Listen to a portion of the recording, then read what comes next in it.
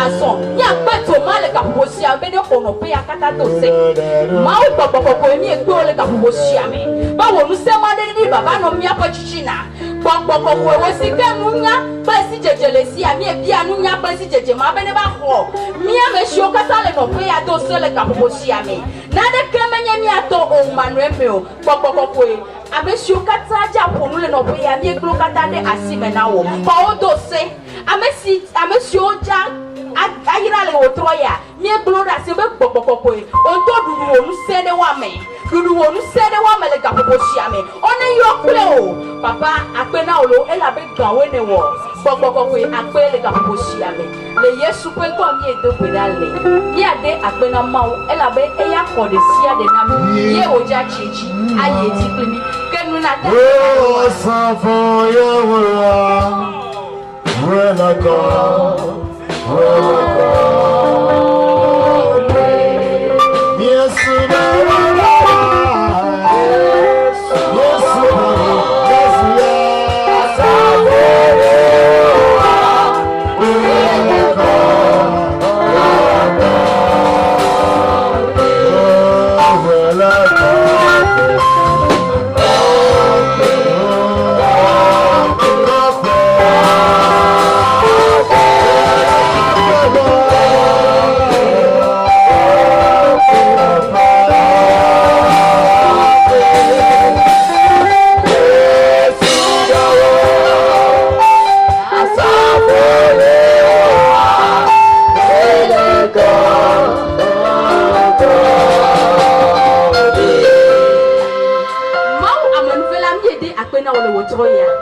papa mi glono le wotro ya be akpe e wo sike je gome plimia mi ko no kata de asimena wo mi ko mi ape amesio jaira le wotro ya mi glodo asimena wo papa mi bia nde kale wotro ya mebe wo nu nya fleshi jeje ne suosi gbogbogbogbo ne de awunawo gbogbogbogbo ento de ba hoame wame e de sia de sike wa wona wo le wotro ya papa azon pliwu ye na no pliwu le mo de sia de ji mi abe klola o kata mi ko de asimena wo wo nu seni gadudu le wame wo nu seni gade zon le wame papa akpe e la be gan ne ja wona mi le wotro ya le yesu pen ko mi e do gbedade amen amen. Je vais attendre la voix du peuple. Quelqu'un est-il content ce soir? Eh bien, amen, tu encore le fier, amen. Que n'est pas du tout. Assis sur le roi Fortier, il y a un café au roi Mao, Mixia Meton.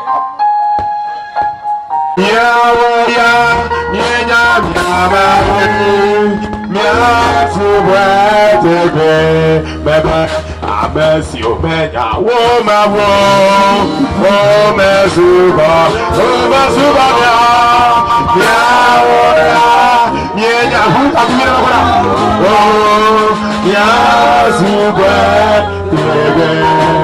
yes, we do. As well as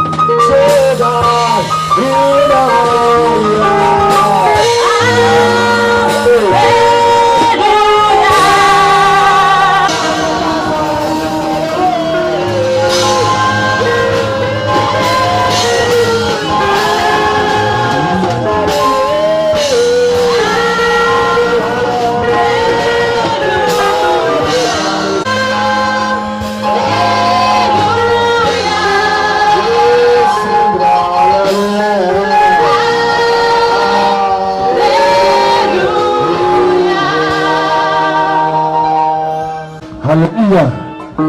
Hallelujah. Hallelujah. Ke yakata miacho bubu ana apeto de nusobi ope agbeta gbogbo na mi do me play action de ma o do lawo le ngona o aye nti kokele jaja lo wuchi lolo si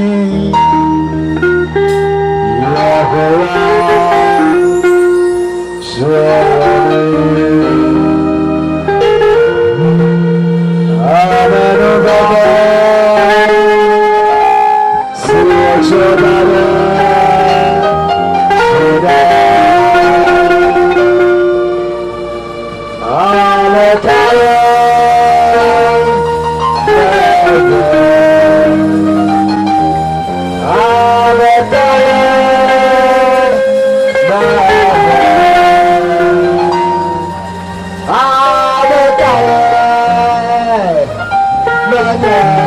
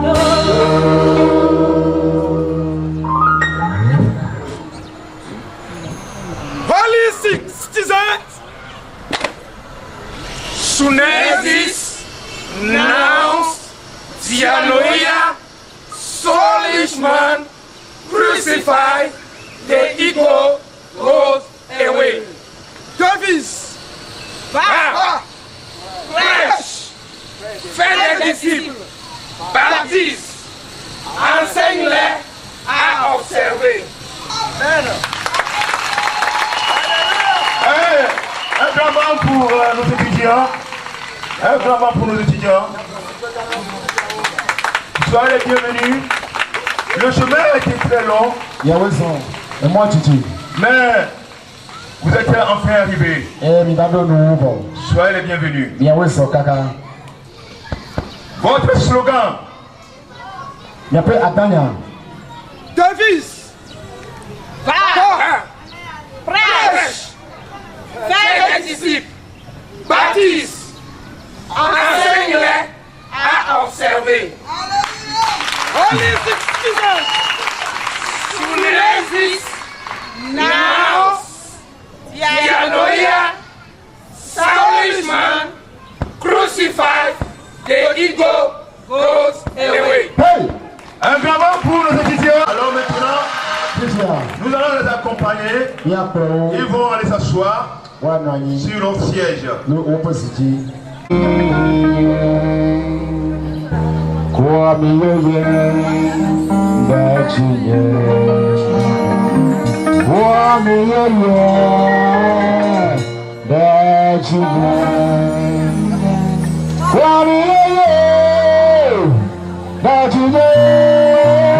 Yes,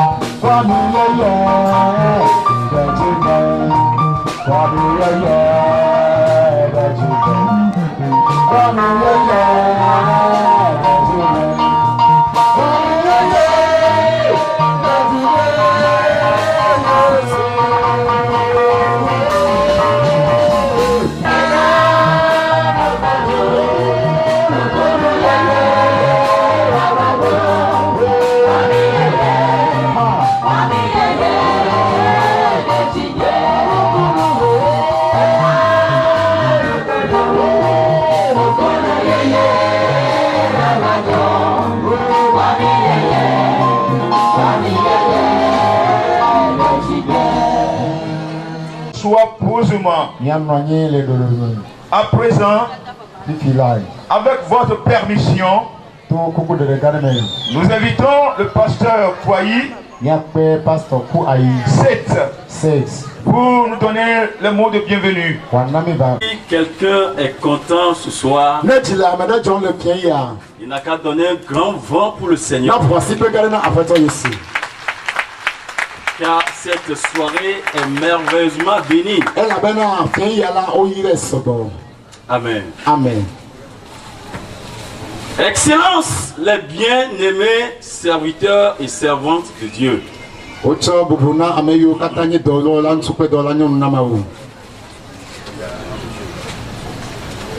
Bien-aimés responsables des départements et des divers groupes au sein des églises ici représentées.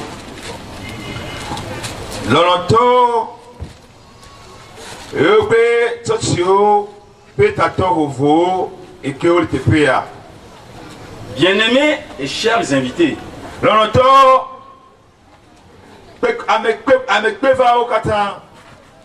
L'honneur est pour moi aujourd'hui de me tenir devant vous Bouboua, Evanam, Ekbebena, Mati Treniape, Nkume. Pour vous souhaiter, au nom de Holistic Soup for Evangelism et au nom de tout son staff, les bienvenus à cette cérémonie de remise de certificat de graduation degré associé. Et les schools les natuturo, les bibles à main. Pour l'ouvre, si appelé Bobonti, pré et schooloa, pré Zimenologue, pré Tita Kametokata. Une cérémonie qui se tient ici même à Thévier, à la place publique communément appelée Atikoumé. Et comme nous y allons y dire les Thévier, les Tepeko, d'Ankorji, il y avait Atikoumé. Que Dieu bénisse cette journée, car par sa grâce, nos rêves sont devenus réalité. Eh, Maou ne ira et Bepet Kekia. Et la bonne tu as pas, man, veut là. Mia fait très coucoua au Zounou au. Que Dieu bénisse également les autorités de cette localité. Que Maou ne ira à Kametio que les clôtures étaient payées. Car ils ont gracieusement accepté de nous accueillir. À vous, serviteurs et servantes de Dieu, que Dieu renouvelle votre intelligence spirituelle.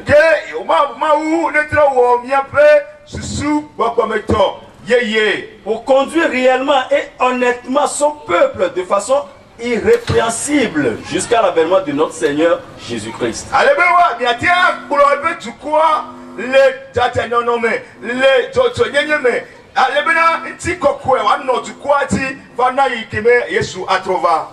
À vous, parents, amis, sympathisants, invités et autres, que la grâce du Seigneur Jésus-Christ vous soit multipliée pour avoir accepté, honoré de votre présence à cette cérémonie.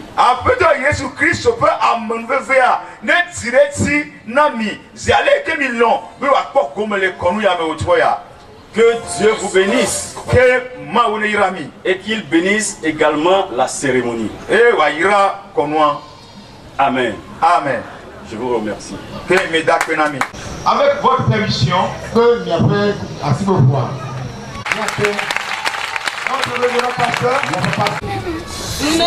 citizens now crucify the ego goes away. Baptiste, enseigne-les à observer. À des moments comme ça, c'est intéressant. Et les Yio étaient parcours vrais combattants. C'est ainsi ceux qui sont arrivés à la destination.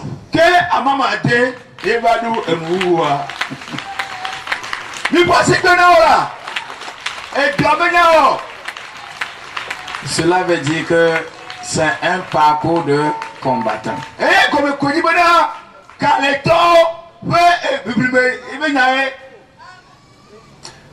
Je vous félicite d'avance. Nous allons présenter Holistic School for Evangelism.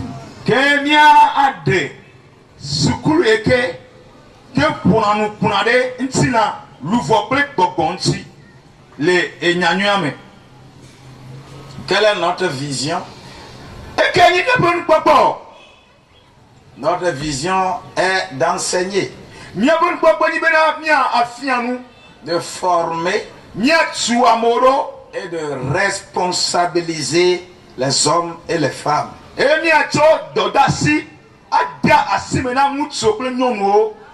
Motiver les croyants, pas n'importe lesquels, les croyants en Christ bien sûr,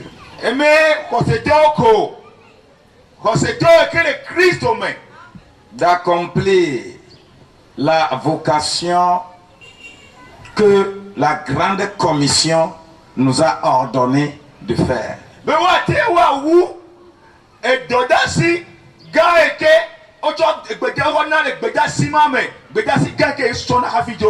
Aller partout le monde et prêcher la bonne nouvelle à toute la création. Marc 16, verset 15.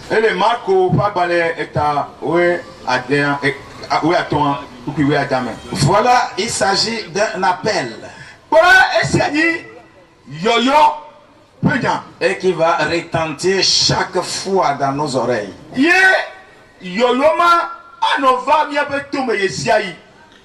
Cet appel se trouve dans Galates 4, verset 19.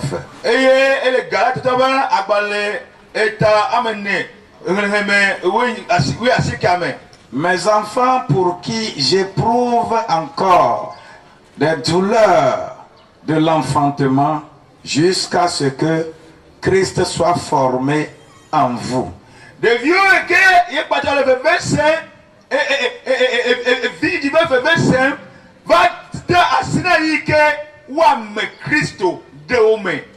Si je ne le fais pas, tant pis pour moi.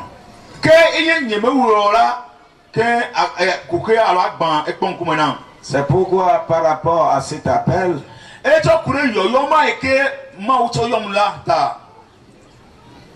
ça fait la 4e promotion qui sort de cette école.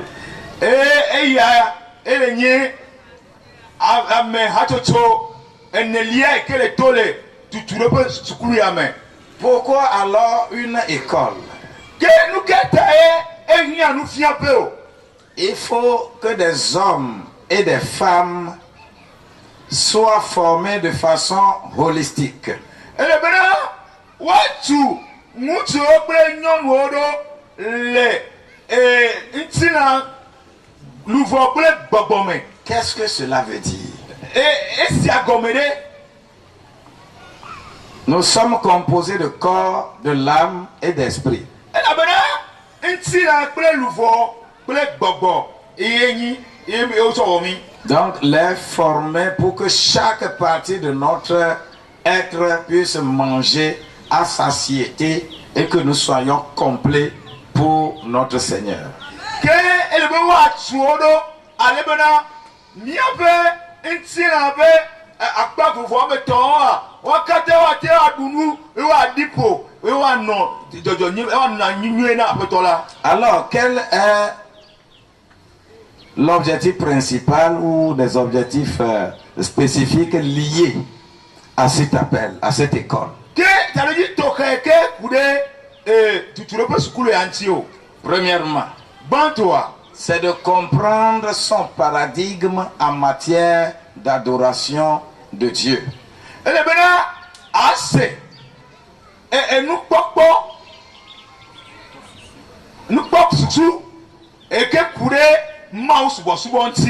De découvrir davantage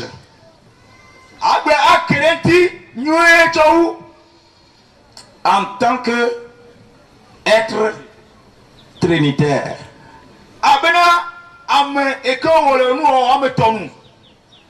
De mieux comprendre comment Dieu conduit les hommes dans le monde. Un monde dans lequel il y a les méchants.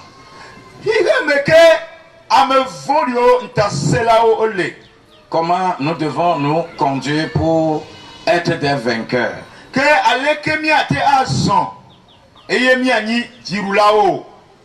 Et de pouvoir créer les conditions génératrices du bien-être économique et social.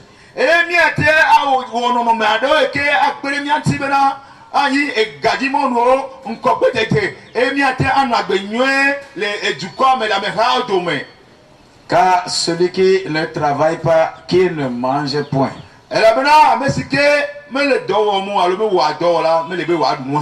Donc les objectifs sont clairs. Que nous ne sommes pas des parasites, mais nous sommes des travailleurs.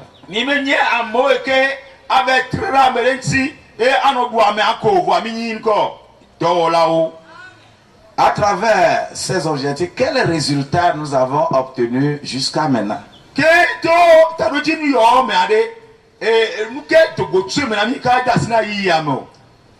Je préfère que d'autres viennent témoigner de moi.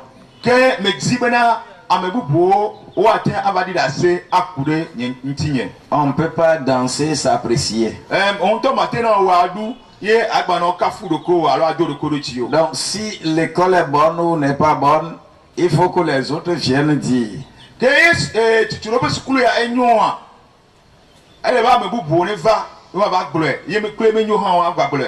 Car les résultats sont là.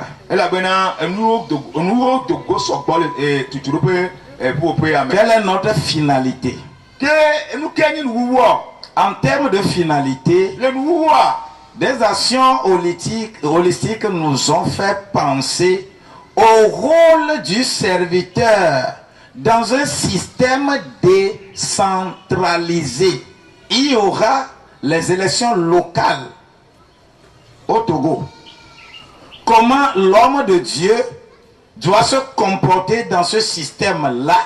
Il faut les former afin que cela soit un bénéfice pour les collectivités territoriales.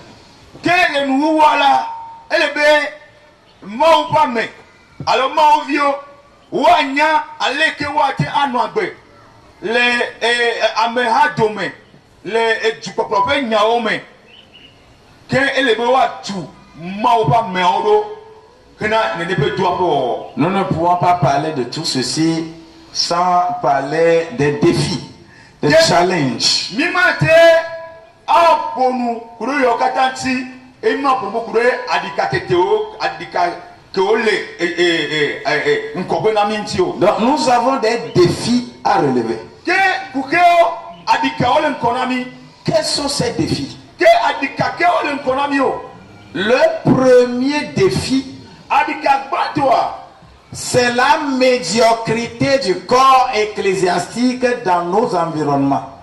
Allez, mon pas me ebe, on le moabe, alors on le déson, le wabe d'or, et nous mania, alors on doit défi, wa nyako, et y a des cadons que le bois déda. Ça fait pleurer toutes les nuits.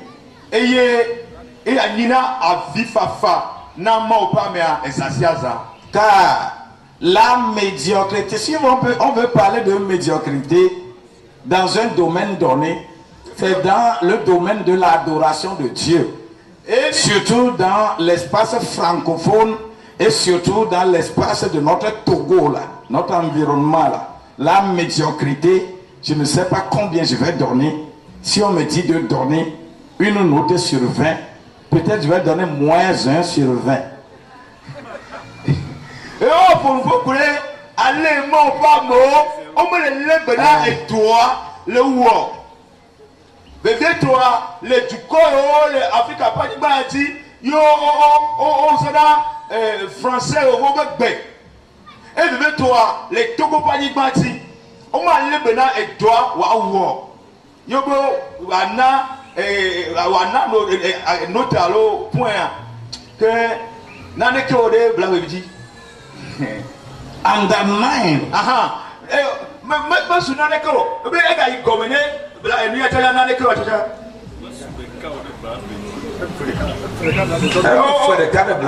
on nous fait des cas de blaveji. Donc nous ne pouvons pas rester inactifs face à ce phénomène-là. Que mimate anani.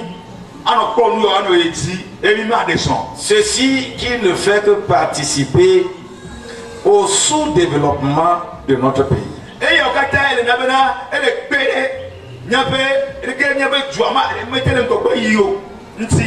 Au lieu de travailler, de produire pour manger, nous dépouillons les serviteurs de Dieu. Je ne sais pas s'ils sont serviteurs de Dieu ou quoi, je ne sais pas.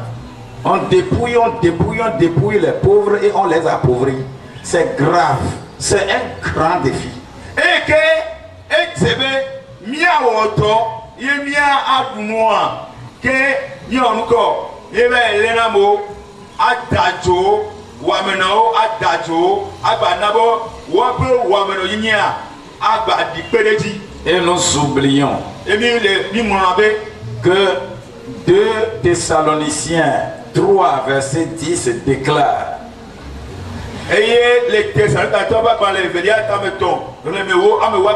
nous vous disons expressément, si quelqu'un ne veut pas travailler, qu'il ne mange non plus.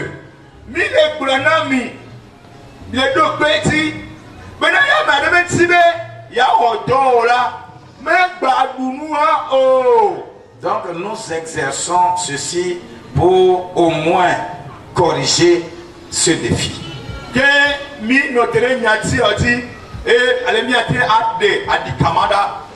Le deuxième défi que je fais sortir, c'est le défi de la nouvelle technologie de communication.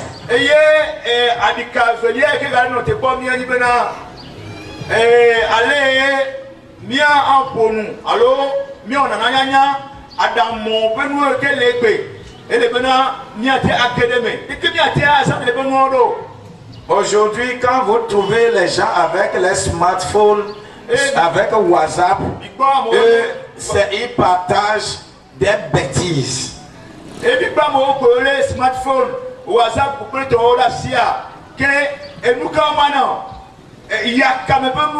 et nous et comment tu as me yoko au mana le otina avio. Mais Holistic School for Evangelism, la cinquième promotion se passe déjà sur WhatsApp.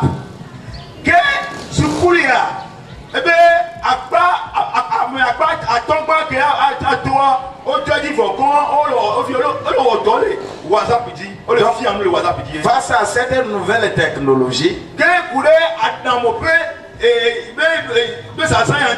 les gens sont un peu partout dans le monde entier, ils sont en train de suivre les cours. Que amole qui a fait et cette promotion, cinquième promotion, va finir en avril 2019 prochain. Et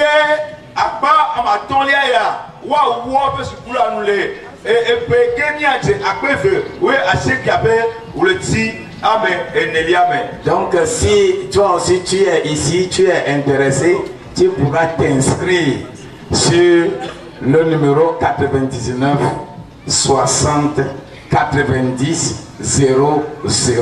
Et toi aussi tu vas recevoir les liens et tu vas tomber dans l'école, tu vas apprendre à ne pas rester ignorant, car l'ignorance tue, mais la connaissance libère.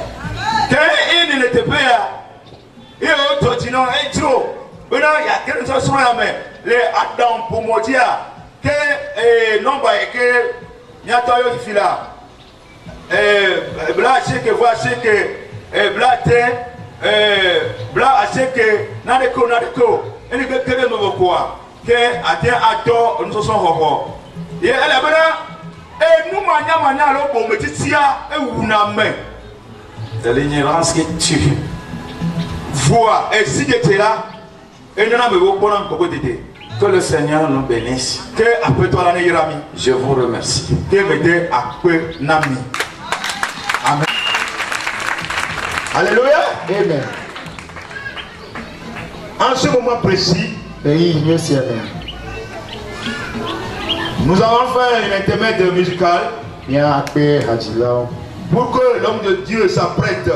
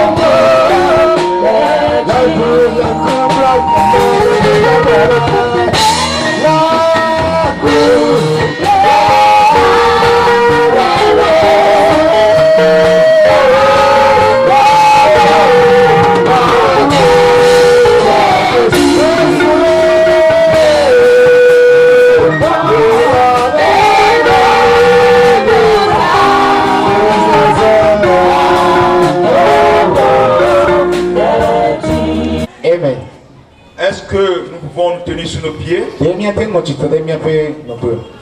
et par votre permission, nous allons inviter notre papa, le révérend pasteur Abou David Kossi Ekpe. Le message du jour. Le message de la circonstance. Amen. Holistic citizens, now, Dianoia, saw this man crucified, and he go away.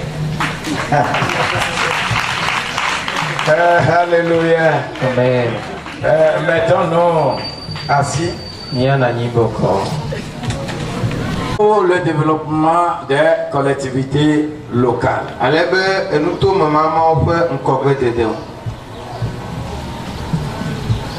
Nous sommes dans un tournant de décentralisation.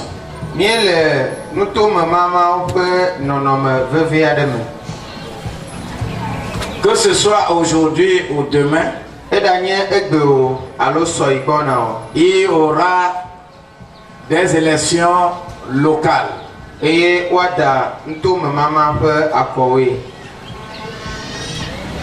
on va confier un rôle approprié à des hommes et des femmes pour administrer les collectivités locales.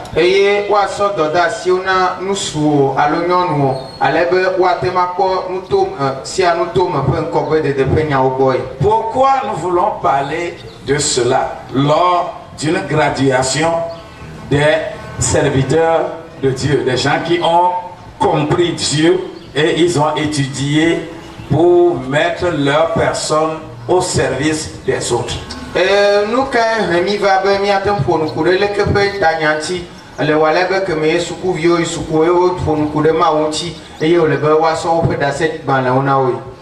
l'environnement micro, macroéconomique à l'échelle locale a besoin de nous. Les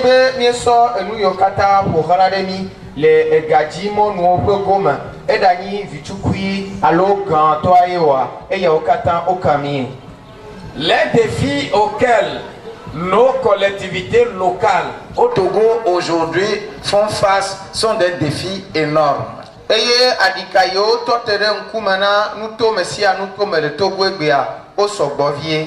Pour aider l'ensemble des acteurs du développement local à faire un très bon benchmarking dans la coopération communautaire, il nous faut faire ces communications-là.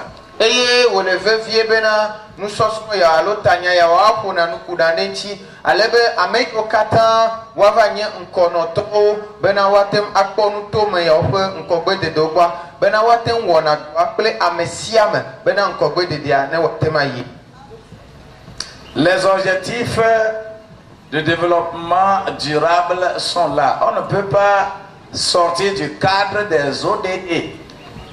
Et le français béméa, objectif de développement. Alors du corps pour Hanopia Edo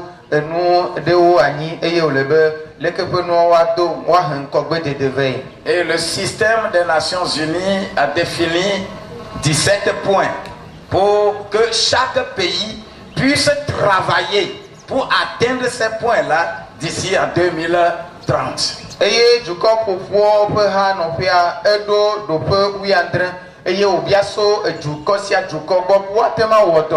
Mes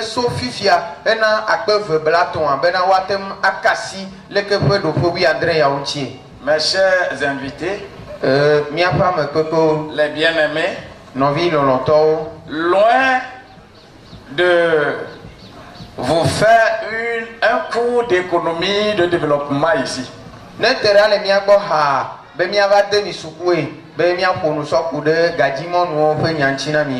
mais lorsque je visite les objectifs numéro 1, numéro 2 et numéro 8, et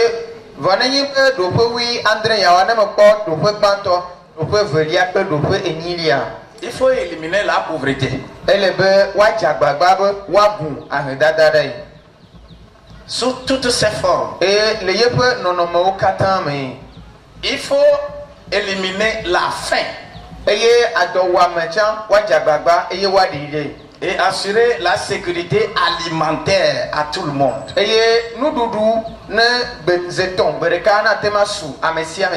Promouvoir une agriculture durable.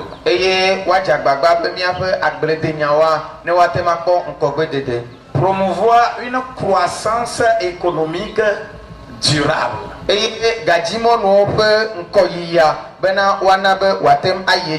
Et bien soutenue. Et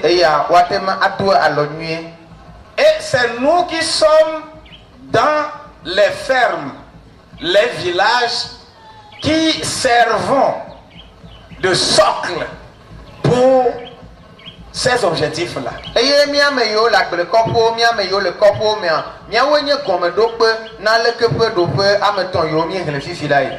Donc, les différents acteurs de la gestion des collectivités locales sont interpellés.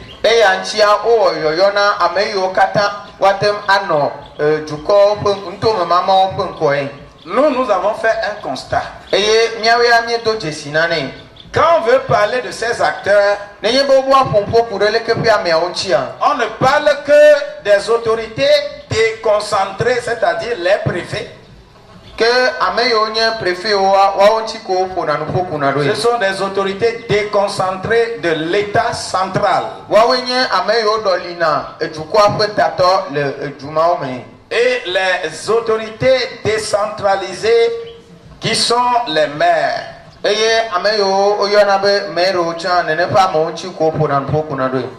les préfets sont choisis par le président de la République.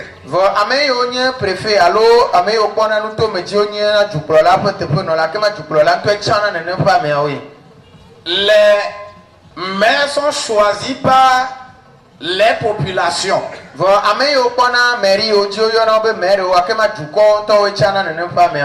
Qu'en est-il alors de ceux-là qui sont choisis par Dieu?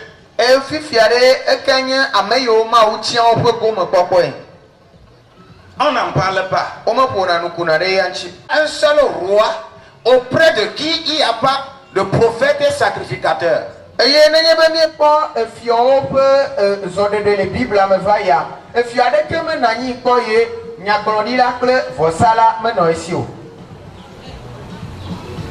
Mais aujourd'hui, les serviteurs de Dieu qui sont dans les régions, dans les préfectures, dans les communes, quel préfet les écoute?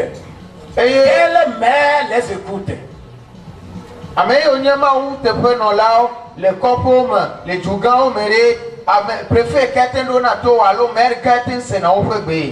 Si on ne nous écoute pas, c'est que nous sommes médiocres.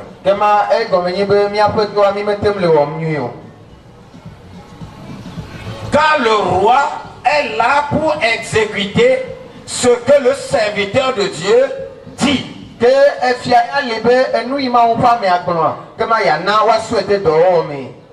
Mais les serviteurs de Dieu sont même emprisonnés. On se moque d'eux, mais rien ne se passe.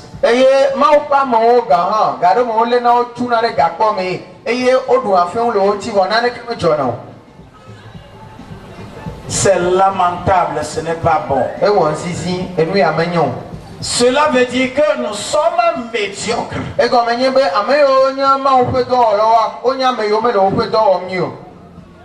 Nous devons relever ce défi-là. Car qui s'expose sans s'imposer, tu te poses sans te peser.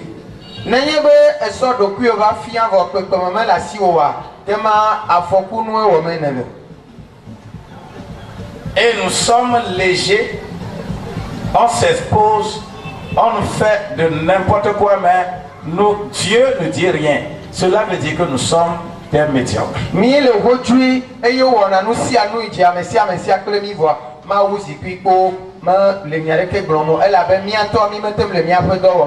L'église aujourd'hui ignore le rôle qui est la sienne au niveau local et national.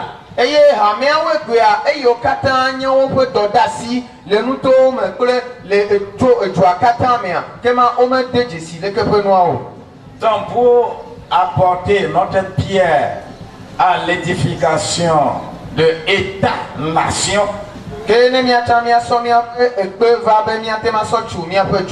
Il faut que nous puissions jouer notre rôle pleinement.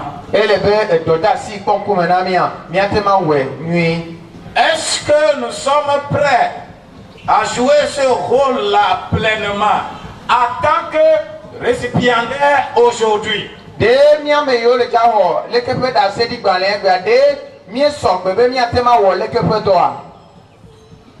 Ou bien nous voulons aussi prendre un papier et hausser le dos. J'ai fait Holistic School for Evangelism, dont je suis gradué, et je vais faire des pièces avec ce diplôme. Est-ce que c'est ça? Si c'est cela, désenchantez-vous. Alors, immédiatement.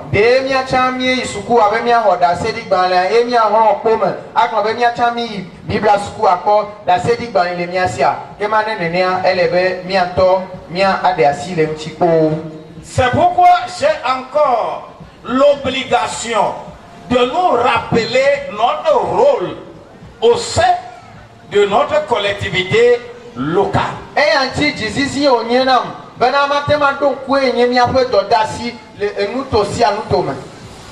Écoute-moi, Seigneur, tu vas promouvoir l'homogénéité dans la diversité culturelle et religieuse de votre localité.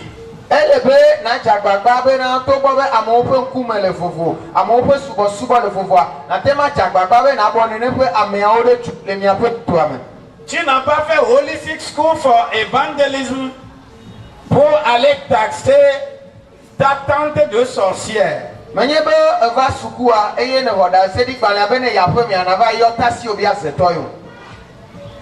Ce n'est pas ça que tu as appris. Le sorcier, la sorcellerie n'est pas humaine. La sorcellerie est spirituelle.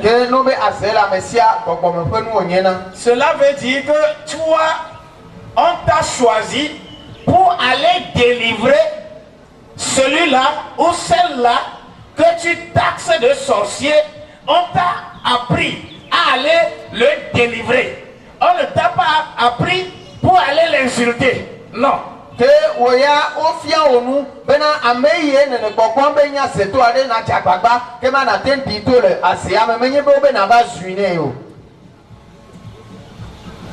Vous devez être un modèle d'inspiration au niveau de la diversité religieuse là. Un modèle d'inspiration. Avoir la religion idéaliste.